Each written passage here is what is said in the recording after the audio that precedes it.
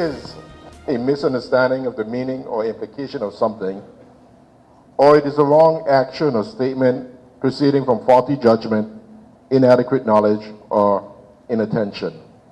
The synonym for it is error. And the famous saying is, to err is human. But I say, to err is not 100% human.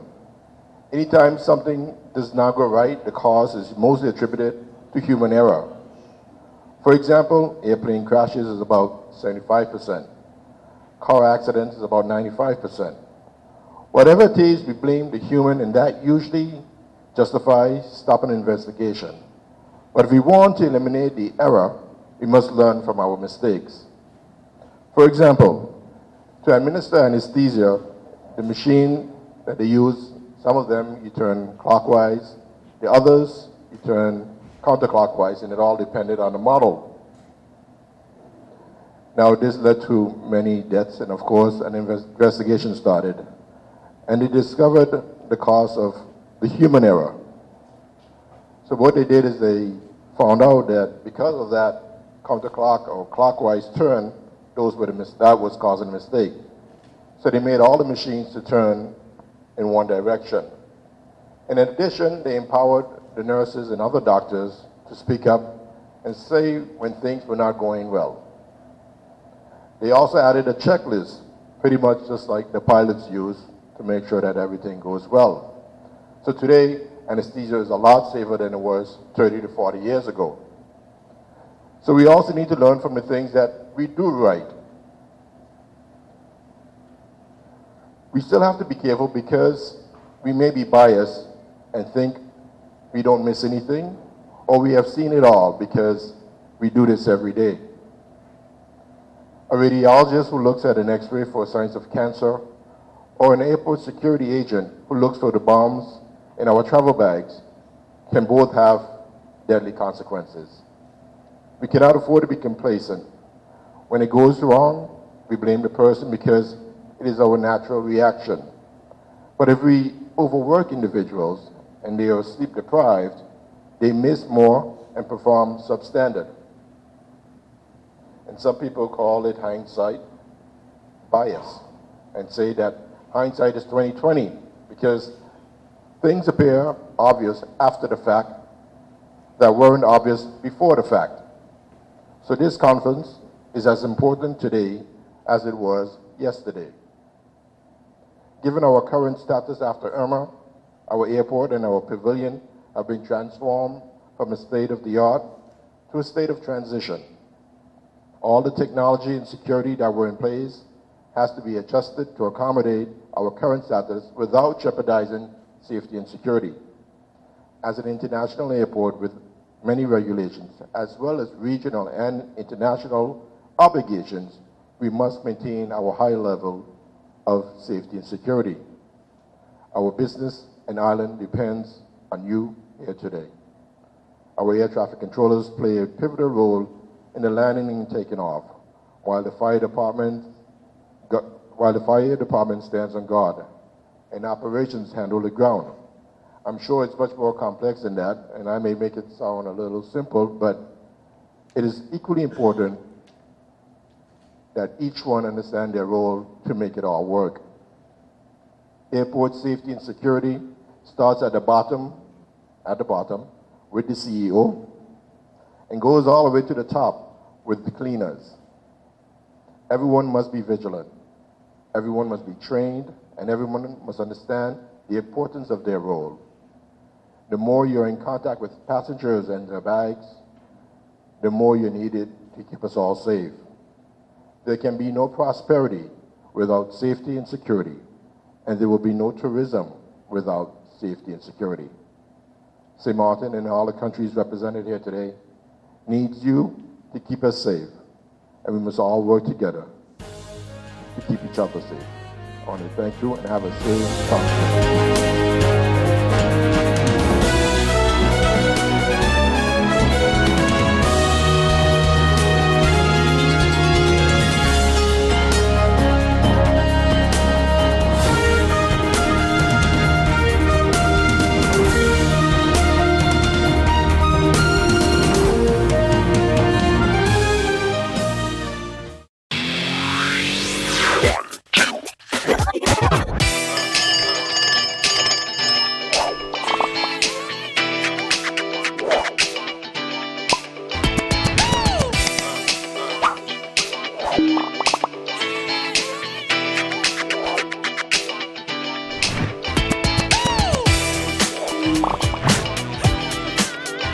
SXM, connecting you. Hi, I'm Fernando Clark. And I'm Sherlon Clark. And we invite you to St. Martin's first ever father and son comedy show called It's a Family Affair. On Sunday, June 3rd, under the tent at Port au Plaisance. Starting at 7 p.m. sharp. Gates open at 6 p.m. Okay, since you feel you're so smart, tell them where they could get tickets and for how much. Big D Photo Studio on the Panfield Road, Vandor Bookstores in Simpson Bay and on the 80 Elledge Road, SOS Radio in Marigot, and Arts and Gas Station in Hamel Dupont. And for how much? Only $30. So come out on June 3rd under the tent at Port au Plaisance to see me in action. To see you? No, they're coming to see me. Okay then, come out to see both of us. And bring the whole family. Because it's a family affair.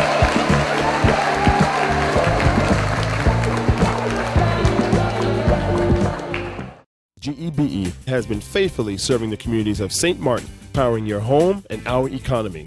Come rain or shine, our qualified team of professionals are working hard 24 hours a day to provide you and your family with safe, reliable electricity and water. We use the latest technologies and test our products daily to maintain the highest international standards. Our friendly staff is always there to assist you, whether in person, over the phone, or online. We are committed to constantly improving our products and services, making them more efficient, effective, and environmentally friendly to serve you better today and our next generation of clients tomorrow. GEBE, powering a brighter future. Our friend Megawati is here with tips to save you energy. 1. Turn your airco temperature up. 2. Use a ceiling fan instead. 3. Buy energy-saving products. Save some green with NVGEBE.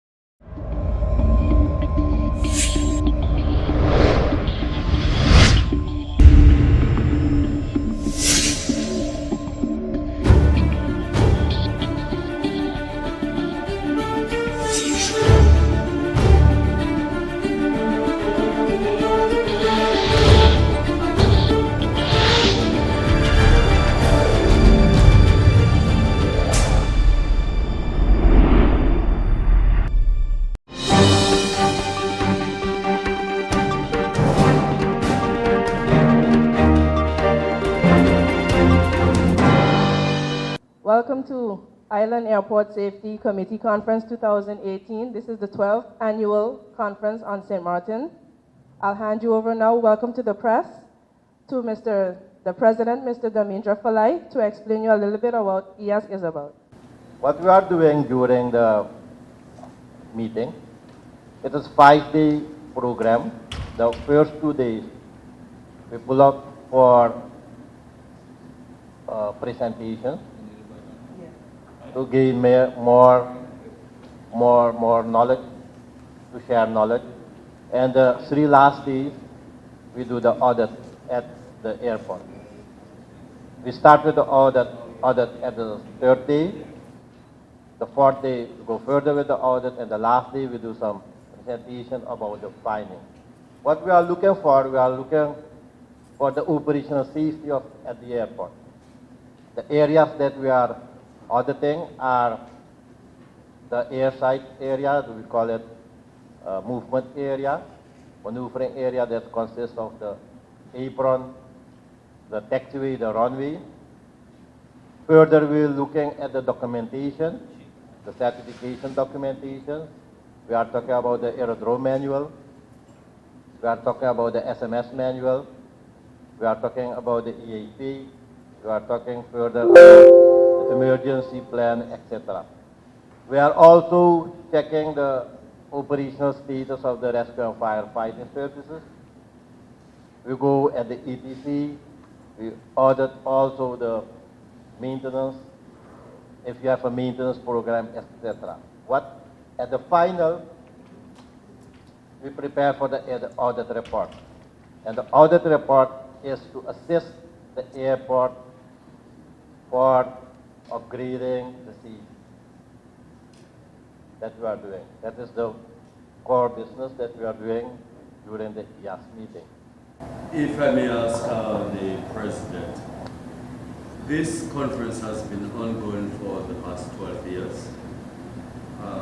Looking back at your achievement and the goals set, guidelines and what have you, would you say that you have achieved the main purpose of the conference?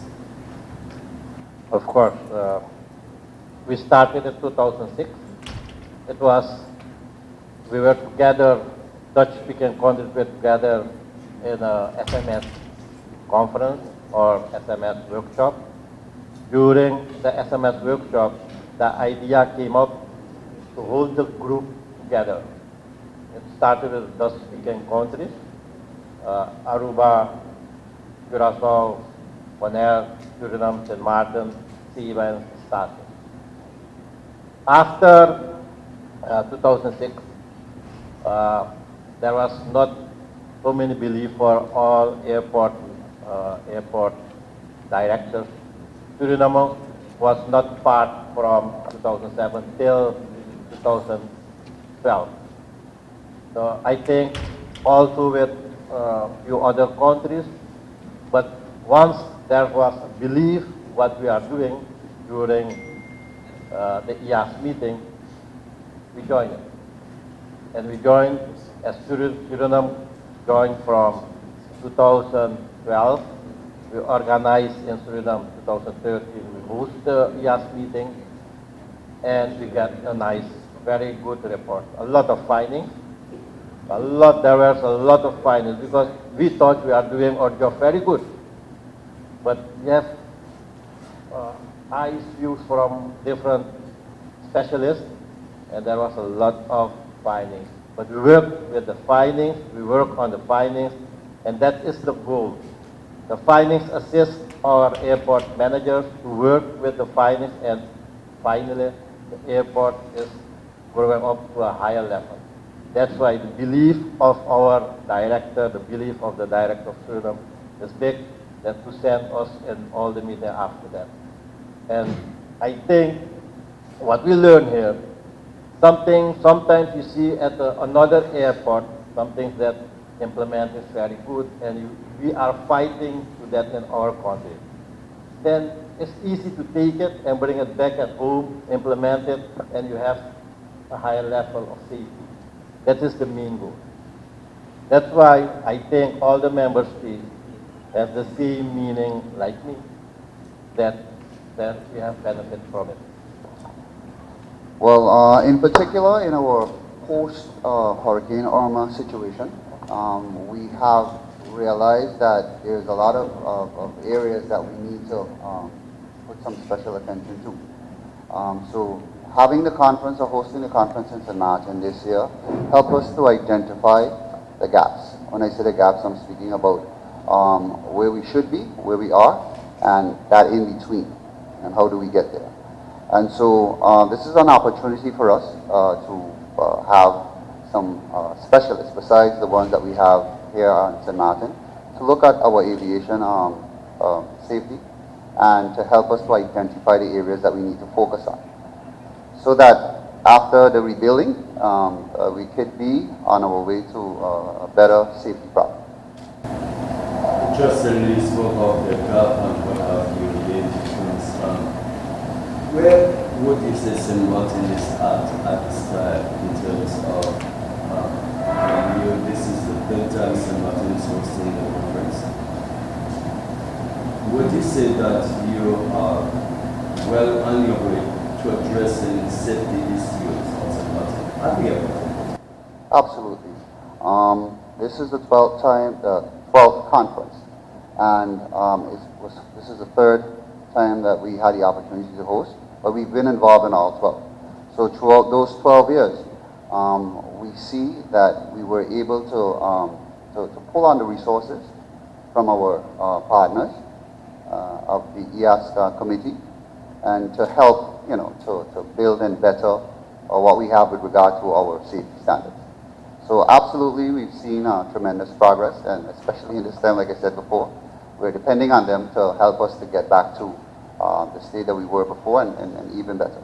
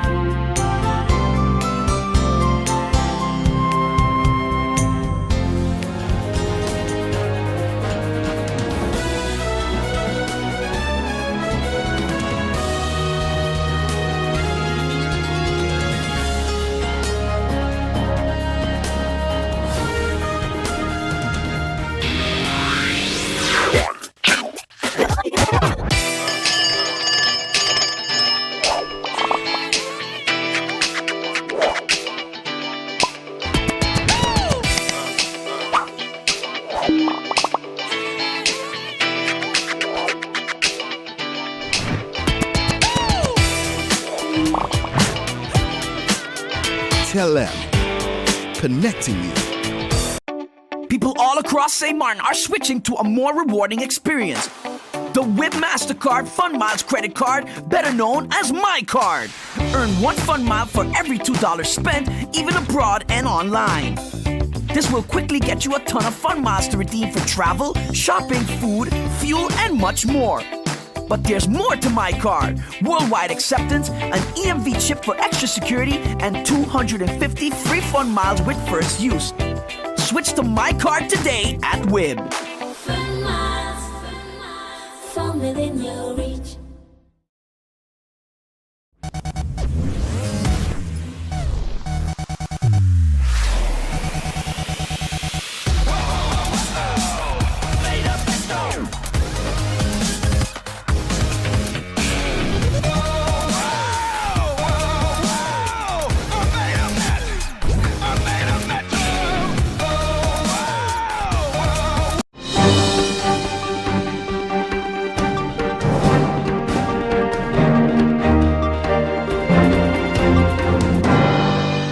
Paben many times act in the comedian field, also as MC, and I think your relationship go very far back, not started like today. I think when you started out, Paben more or less started before you or after you, but you all have the same amount of time of doing the show. Now Paben is no longer here with us, and the reason why I'm bringing you in to do this interview, that you could share what is the life of Paben was, as known as his real name is Roland Bryson, and we always call him Paben the Entertainer. Roland Cecil Bryson, known to all of us as Paben or Chumongo, is a name that every St. Martiner knows. Everybody know Paben. Paben has been around so long that his name has become a household name. Paben would tell you he's 123 years old and counting. And that name Paben stuck on him when he did a play with the Colby Theatre Company many years ago. And he held on to that name and to the character. And he created a character that has lived on forever. The very first play I did with Ian Valls was Dream on Monkey Mountain. And that play, Paben was also in that play. As a matter of fact, there was a choice that we had to make. Either I played the role that Paben played, or Paben would have played the role I was going to play. So I had to choose one of two roles, and I did. And Paben was always there to help me out in the drama. And then we started working together as MCs, as comedians, and so on. We did quite a number of shows and other events together. I know we've been to schools for St. Martin Day on numerous occasions. And the Calypso shows, Carnival shows, we've entertained the senior citizens many times together. You know, it just goes so way back with Paben. And I worked in 2017 together with Paben in the Ministry of Justice, where he was contracted as a photographer. So Paben and I, we go way back. We have a very close relationship. The thing is that my mother's maiden name is Bryson, and Paben is also a Bryson. The difference is my mother's Bryson was with an I, and Paben's Bryson was with a Y. And so we always call each other family. Paben was easygoing. He was just somebody you could not dislike. He was somebody that, you know, once you get in his presence, you like him. And young and old liked Paben. Throughout his years, Paben did a TV program, The Paben Show. He also did his radio programs during Carnival, which he did for quite a number of years.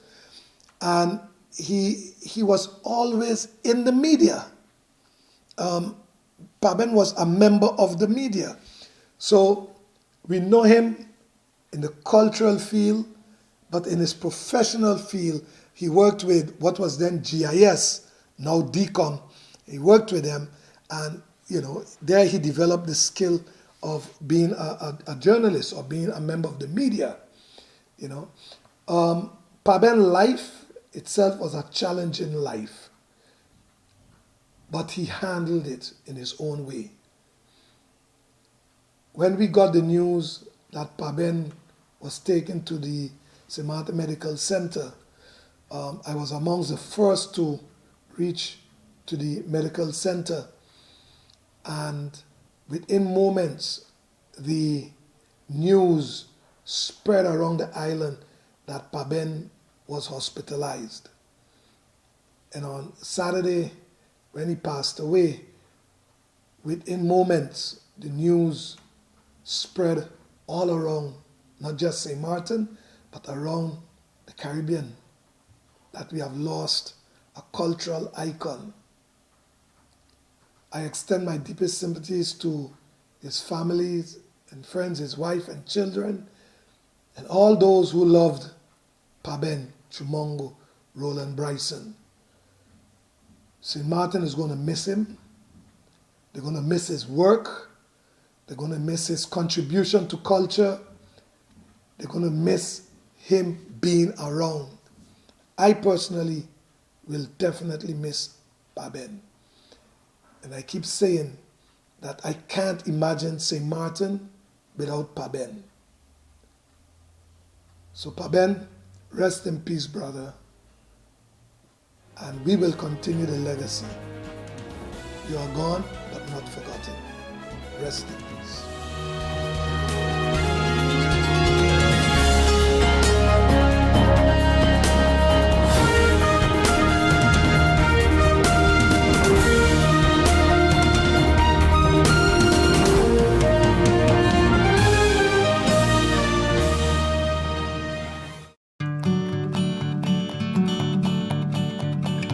It's been said that behind every door, possibility awaits.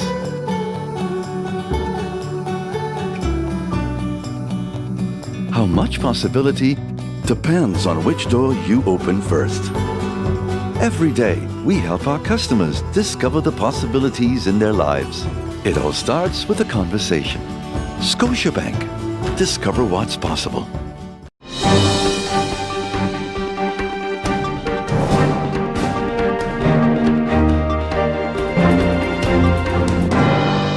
The involvement of parents. What sort of a feedback have you been receiving from parents overall as it pertains to the ice screening project?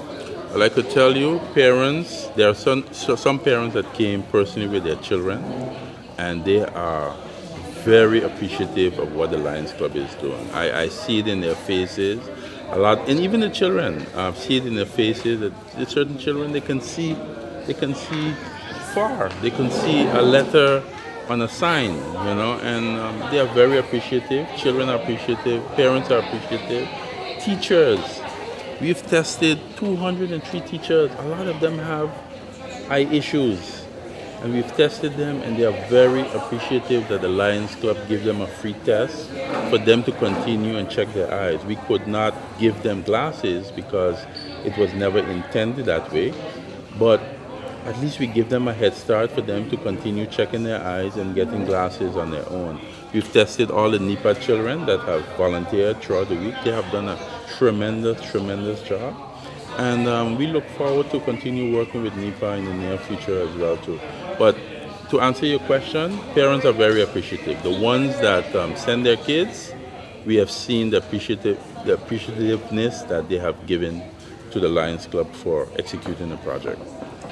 Undoubtedly, this was a huge undertaking by the Lions Club of St. Martin. Take into consideration the work that went into seeing this pulled off.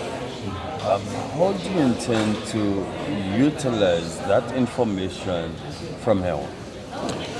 That information, like I said, there will be a lot of evaluation would go into it. We have not done this for the past 16, 18 years, 17 years basically.